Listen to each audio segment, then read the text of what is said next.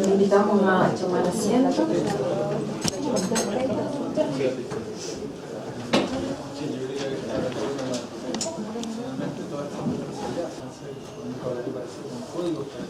Antes de comenzar el segundo panel, que tiene una línea de continuidad con la conversación que iniciamos a partir de las presentaciones de Álvaro y Antonia, quisiera compartir de que hace un tiempo tuvimos una conversación estratégica con Flaxo para levantar un tema que ha sido de inquietud, que hemos hablado con muchos de ustedes en distintas ocasiones, que es la preocupación de la Organización Internacional del Trabajo, portadora, difusora, tutelar del Convenio 169, de rescatar también en la discusión de nuestra sociedad de que este es un convenio para vivir en sociedad y que no está circunscrito única y exclusivamente a asuntos de conflicto o de proyectos de inversión o de un tratamiento meramente sectorial o como a muchos nos duele, que es como un tema indígena.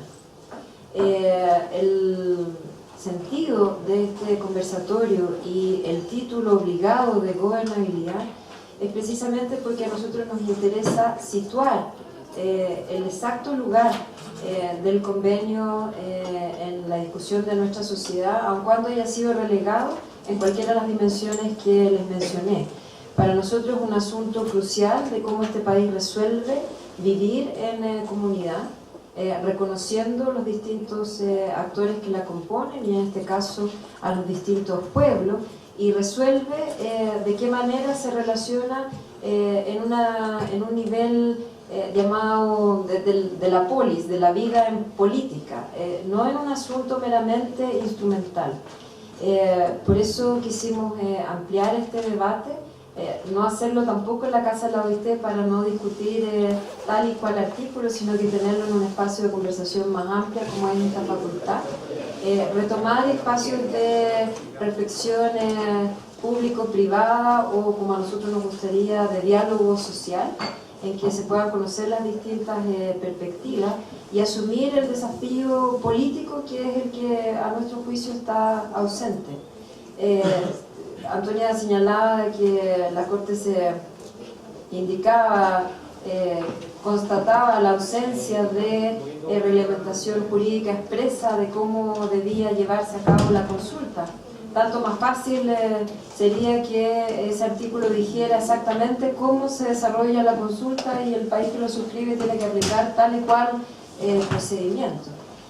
Sin embargo, ese déficit o ausencia creo yo que interpela algo que nosotros no tenemos resuelto, que efectivamente no hemos asumido de manera global cuál es nuestra relación como país con los pueblos que le integran. Y por tanto creo que también eso representa una ventaja y cada país tiene que intentar resolverlo y resolverlo en serio. Lo que nosotros hemos observado es que ha habido una discusión fragmentada, muy cejada, y que la verdad es que el convenio no está siendo implementada en la magnitud de su propuesta y de sus distintos componentes, y esperamos que esto pueda ser a la brevedad, porque hemos pasado mucho tiempo esto de combinar, como decía Pablo, los tiempos largos y cortos. Creo que en esto debiéramos poner sin prisa, como es sin prisa pero sin pausa. Creo que esto es un asunto muy importante para nuestra convivencia democrática. Para continuar nuestro debate, quiero presentarles en este panel esta Domingo Namuncura, René Muga y Fernando Quilaleo. Daré la palabra como corresponde, porque antigüedad constituye rango y es algo que he aprendido, Domingo.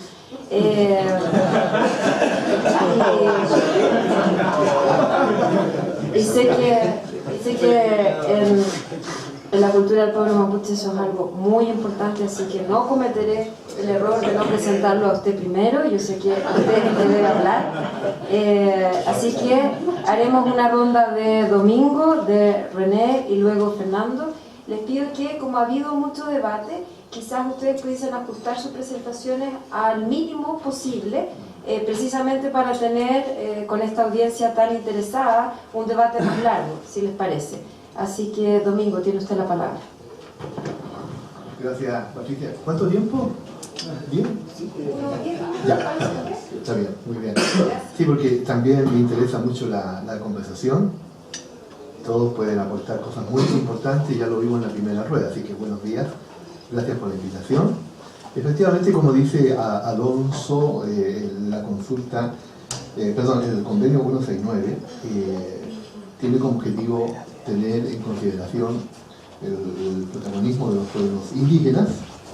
Esta debe ser aplicada cada vez que se prevean medidas legislativas o administrativas susceptibles de afectarlas directamente, dice el artículo 6 del convenio, y que estas consultas deben llevarse a cabo en la aplicación de este convenio, teniendo en cuenta la buena fe y de una manera apropiada a las circunstancias con la finalidad de llegar a un acuerdo. Ahora, la descripción del inciso 2 de este artículo plantea características muy precisas. Primero, que la consulta debe ser previa. Segundo, la consulta debe realizarse de buena fe.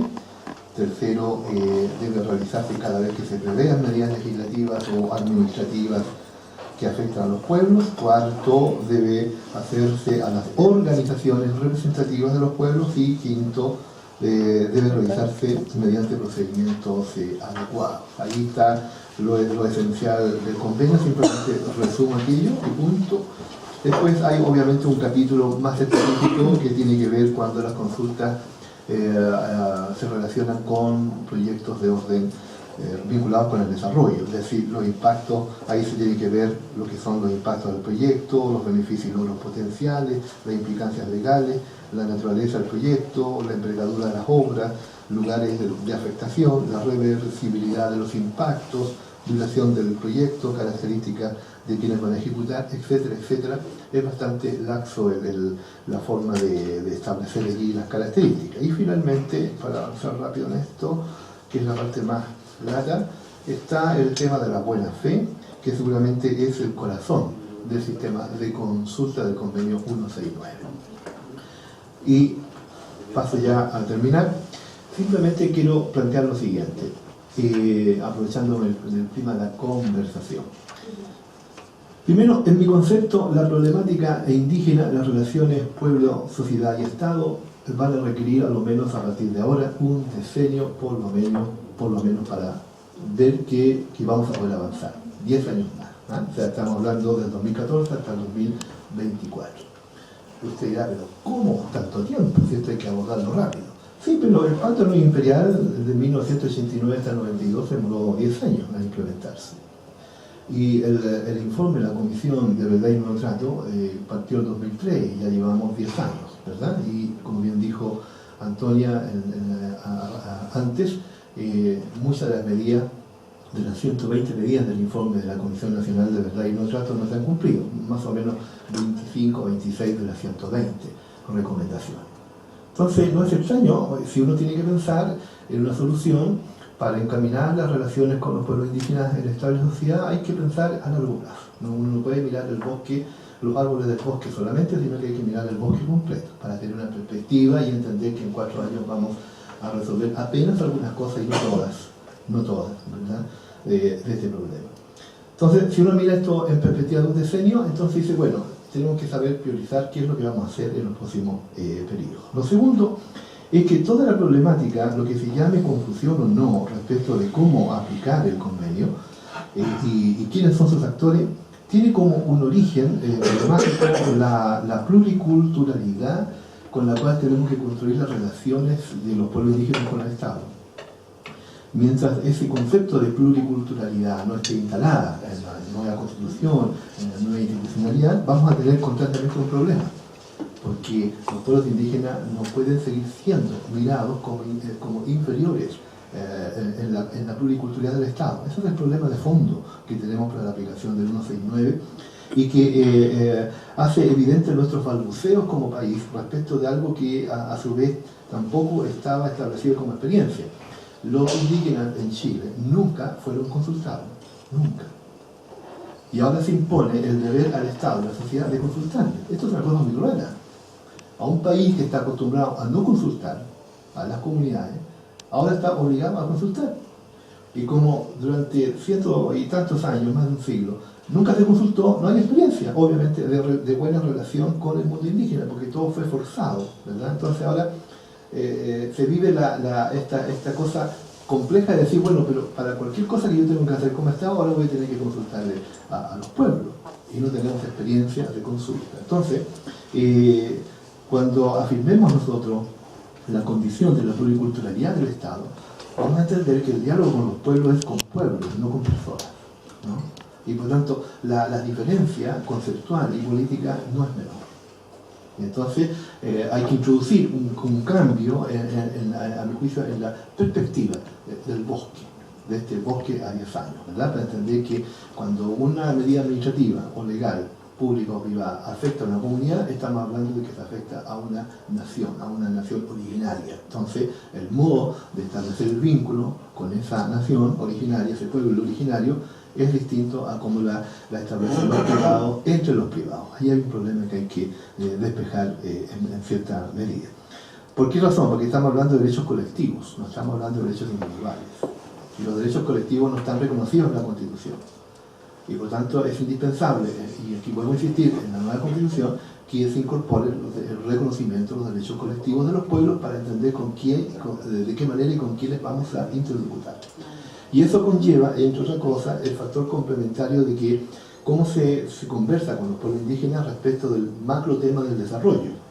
Porque los indígenas no son refractarios al desarrollo, lo que no quieren es que el desarrollo del país se haga a costa de ellos, ¿no? A costa de sus tierras, a costa de sus bosques, de sus aguas, de sus ríos, sino que tiene que haber una manera de entender cómo el desarrollo con pertinencia cultural indígena también le hace bien a Chile como país y como sociedad. Entonces, ese entendimiento es el que no se ha logrado construir. Y termino para señalar que tenemos lamentablemente una desventaja poderosa. El convenio, como ustedes bien saben, se demoró más o menos 18 años en ser aprobado por el Parlamento, fue aprobado en marzo del 2008, recién entró en vigencia en septiembre del 2009, es decir, y lamentablemente, y tengo que decirlo acá, independientemente que se comparta o no esta evolución, lamentablemente perdimos 4 años. Es decir, del 2009 a la fecha, la verdad es que no hay implementación del convenio por parte del Estado ni del gobierno. No hay voluntad, no hubo decisión, no hubo interés. Póngale el adjetivo que usted quiera. Entonces se abrió un paréntesis. De septiembre de 2009, Ley de la República, publicación en el Diario Oficial, y lo único que se ha consultado o que se ha trabajado es la consulta, y con los fracasos que ha tenido hasta hoy día en que prácticamente estamos en tierra de nadie. Es decir, cualquier gobierno que entre en el 2014, y que esperamos que sea el que la mayoría está pensando, ¿verdad? Ese gobierno, bueno, va a tener que cerrar el paréntesis de 4 años que no se hizo nada relevante en el convenio 69 y partir, sí, de cero, sí, de cero. Sí, así es, vamos a tener que partir de cero, ¿verdad? Y por lo tanto, ahí está en discusión lo que planteó Antonio, o sea, ¿qué hacemos para consultar? ¿Reglamento o ley? Yo tengo dudas, he estudiado los temas de Colombia, Perú y otros, Bolivia, tengo dudas. Me inclino más a la idea de que la ley es mejor que el reglamento, pero en países donde se ha aplicado la ley, los resultados también son más o menos. Entonces, tenemos un problema a resolver a la entrada, al tiro. De aquí a marzo hay que tener claro qué queremos, ¿verdad? Junto con derogar el 124, bueno, pero ¿cómo lo reemplazamos? Si es ley o reglamento, y como está vigente el convenio, el gobierno no va a poder tomar una decisión autónoma, va a tener que consultar. Y como el mecanismo de consulta quedó paralizado por el fracaso de la gestión gubernamental actual, tenemos que vamos a entrar a un gobierno que no sabemos cómo vamos a consultar. Entonces, ¿se da cuenta usted? Tenemos una papa caliente en la mano, ¿verdad? Porque tenemos el problema de las tierras, el problema de los conflictos en el sur, el problema de los presos mapuche, ¿verdad? El problema de las tierras no compradas, o sea, olvídense. Este tema tiene una complejidad enorme. Entonces, está aparejado y va en paralelo con la nueva institucionalidad. Para el mundo indígena, lo que más le conviene es una nueva constitución, porque en el actual ordenamiento jurídico no tiene salida a los conflictos históricos ancestrales acumulados. Nueva constitución. Dentro de ella, los derechos colectivos, reconocimiento constitucional. Superación de la institucionalidad actual, porque no hay interlocución, incluso interior del Estado, con ley, dejó de ser organismo interlocutor serio y válido en el Estado hace ya muchos años después del conflicto armado. Entonces no tenemos ni siquiera al interior del Estado con quien interlocutar. Por mucho que algunos digan, no, pero tenemos la CONADI, hay un consejo con 8 indígenas, sí, pero los 8 indígenas no tienen ninguna legitimidad referencial frente a los pueblos originarios. Entonces hay que crear una nueva institucionalidad. ¿Cómo se llama esa nueva institucionalidad? ¿Ministerio de Asuntos Indígenas, por un lado? Pregunta. ¿Cómo se llama la institucionalidad que representará a los pueblos? ¿Consejo de los Pueblos Autónomos? ¿Parlamento Nacional Indígena? No sé. Pero esto hay que darlo, hay que tener las respuestas de aquí a marzo. No es un tema que en marzo empezamos de nuevo a dialogar con los pueblos para ver qué hacemos y perdemos un año dialogando cuando ya está todo en la mesa. Entonces, se dan cuenta ustedes, la discusión sobre el convenio 169 no es un problema técnico, académico, de expertos, es un problema político global, ¿verdad? Y además nos falta, y termino, nos falta la incomprensión, no sé si llamarlo incomprensión, o mejor dicho, la desinformación del mundo empresarial, sobre lo cual yo haría muchas jornadas sobre el convenio 69 para que pudieran comprender bien de qué se trata, porque hemos hecho muchas jornadas con las comunidades, casi 2 años, ¿verdad? Y hemos metido con la adrenalina ahí el convenio, y hemos impreso el convenio, no sé cuántos miles de ejemplares. Bueno, pero el empresariado probablemente no sabe mucho todavía sobre qué es el convenio, y entonces habrá que hacer mucha pedagogía hacia allá también. Pero esto es un problema de la sociedad en general. Entonces, yo más bien planteo los temas políticos, por la preocupación de los plazos que tenemos, pero aunque sean plazos muy cortos, siempre sostengo que es mejor mirar a largo plazo la problemática indígena para que en 10 años más uno diga, bueno, ya, creamos una nueva ley, incorporamos a los indígenas en la Constitución, están los derechos colectivos dentro de la nueva Constitución, está una institución distinta, se organizó, se ordenó el mapa, en fin, pero esta evaluación uno la puede hacer 10 años después, no la puede hacer en un año. Entonces, planteo más bien los problemas más que las soluciones, porque mis colegas son mucho más expertos en soluciones que yo. Entonces, me quedo hasta acá por el minuto. Gracias. Muchas gracias, Domingo. René. Muchas gracias, Domingo. Mientras te escuchaba decía, bueno, cuando uno a veces recibe a inversionistas que quieren llevar adelante un proyecto en Chile, uno de los temas que preguntan es este, y la verdad es que escuchándote a ti, yo creo que cualquiera se asustaría bastante, porque es un escenario complicado, pero yo creo que estamos, yo comparto mucho lo que tú decías. Una cosa para empezar, yo creo que estamos partiendo de menos de cero, no estamos partiendo de cero, creo que estamos partiendo de menos, porque estos 4 años perdidos son 4 años que se van a echar de menos en este proceso. Está bien que los plazos son largos y que tenemos, pero yo creo que hemos construido desconfianza en este proceso. Lamentablemente este fracaso aparentemente, ¿no es cierto?, de esta iniciativa por llevar adelante, ¿no es cierto?, un diálogo abierto que cada vez fue cerrándose más y al final terminó justamente no pudiendo resolver los temas nudos, ¿no es cierto?, de la consulta, que es el qué, el cómo se trata. Esos son temas importantes, digamos, que estemos de acuerdo en derogar el 124 y que se actúe de buena fe. No son temas en realidad que se requiera mayor 4 años para ponerse de acuerdo en eso, pero si ustedes ven las conclusiones de la mesa, por lo menos la información parcial que yo he recibido parte de las autoridades de gobierno, que han tenido además con el sector privado por decirlo menos, un celo total, tú mencionabas el diálogo social. Yo creo que en esto el sector privado ha mirado esto con tanta lejanía y sin poder realmente conocer cómo ha avanzado el proceso, que al final estas desconfianzas también se han amplificado, ¿no es cierto? Y el desconocimiento que yo comparto contigo que existe respecto al convenio, con esta además desinformación respecto a cómo avanza, y ahora el fracaso con el que nos enfrentamos de la mesa probablemente va a colocar mucho más elementos defensivos y elementos, yo diría, de reactivos en el sector privado de lo que debiéramos tener para poder efectivamente enfrentar este problema o este desafío que tiene el país de una manera más constructiva. Cuando Antonio hablaba de si el objetivo era cambiar de mentalidad y de colocar el problema, ¿no es cierto?, que aquí tenemos que de alguna forma nivelar la cancha, ¿no es cierto?, e incorporar a los pueblos indígenas en una discusión de donde han estado ausentes. Yo creo que el convenio 169 ha cumplido ese objetivo. El problema es que el convenio de alguna forma es una parte de un todo, es la punta de un iceberg en donde hay